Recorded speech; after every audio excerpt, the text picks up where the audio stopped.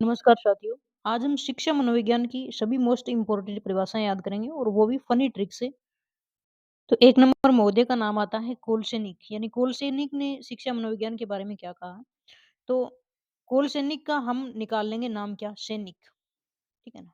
सैनिक नाम निकाल लेंगे। अब सैनिक से याद करें तो ये चित्र आप देख पा रहे हैं, ये सैनिक है। ठीक है ना। अब ये सैनिक क्या करता है, अपने सिद्धांत याद रखता है, अपने रेगुलेशन दिए जाते हैं इसको वो याद करता है और उसका प्रयोग करता है। ठीक है ना। अब ये तो सिद्धांतों में चलते हैं, फौजी वगैरह हैं, सैनिक वगैरह हैं।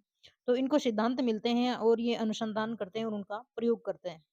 यही परिभाषा कोलशेनिक महोदय ने दी है कि मनोविज्ञान के सिद्धांत व अनुसंधानों का शिक्षा में प्रयोग। जैसे वो सैनिक क्या कर रहा है, अपने सिद्धांतों का प्रयोग करता है, वैसे ही कोलशेनिक महोदय ने मनोविज्ञान के बारे में बताया कि इसमें सिद्धांत और अनुसंधानों का शिक्षा में प्रयोग किया जाता है, यानी जो भी मनोविज्ञान के सिद्धांत है उनका शिक्षा में प्रयोग, ये कोलशेनिक महोदय ने कहा।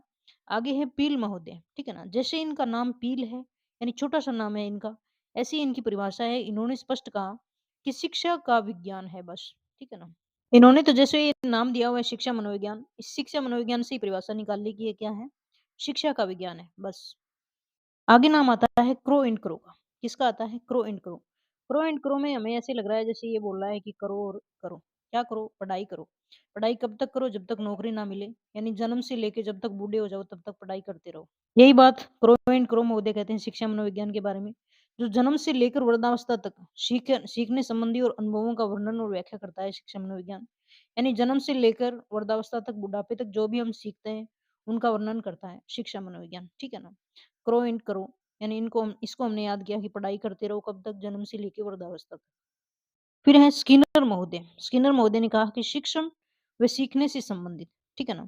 इन्होंने शिक्षण यानी टीचिंग से संबंधित और लर्निंग यानी सीखने से संबंधित। स्किनर महोदय ने स्पष्ट कहा है कि शिक्षण से और सीखने से संबंधित है शिक्षा मनोविज्ञान। यानी स्किनर, शिक्षण, सीखना। ठीक है ना। आगे एक महोदय आते हैं स्टीफन महोदय। स्टीफन महोदय से हम निकालेंगे नाम कौन सा, टिफिन। कौन सा, टिफिन, स्टीफन, स्टीफन, टिफन, ऐसे। अब एक आप ये चित्र देख रहे होंगे, किसका है, टिफिन का चित्र है। टिफिन कैसे बंद हुआ है, क्रमबद्ध बंद हुआ है। ठीक है ना। इसको क्रम से बंद किया हुआ है। अगर ऊपर नीचे वाले ऐसे कर दें तो ये बंद नहीं हुआ अच्छे से। तो स्टीफन महोदय भी क्या करते हैं कि बालक के क्रमबद्ध विकास की बात करते हैं, कि बालक का जो क्रमबद्ध शैक्षिक विकास है उसका अध्ययन करेंगे, वही क्या है, शैक्षिक मनोविज्ञान है। तो स्टीफन ने किसकी बात की, क्रमबद्ध तरीके की बात की। जैसे टिफिन क्रम से बंद होता है, वैसे स्टीफन महोदय ने क्रमबद्ध शैक्षिक विकास की बात कही। फिर आगे आते हैं B N Jha.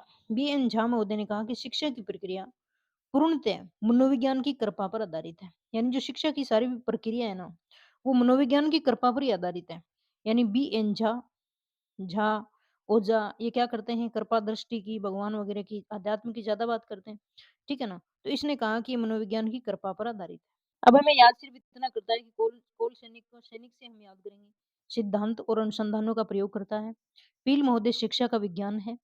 Crow and करो, क्या करो, जन्म से लेकर वृद्धावस्था तक जो भी अनुभव है, संबंधों का वर्णन है।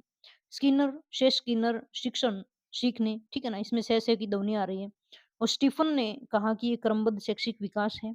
टिफन हमने याद किया। बी एन झा ने कहा कि ये कृपा पर निर्भर है। तो ये हमारी शैक्षिक मनोविज्ञान की परिभाषाएं हैं। उम्मीद है आपको वीडियो पसंद आया तो लाइक और सब्सक्राइब कर देना। जय हिंद।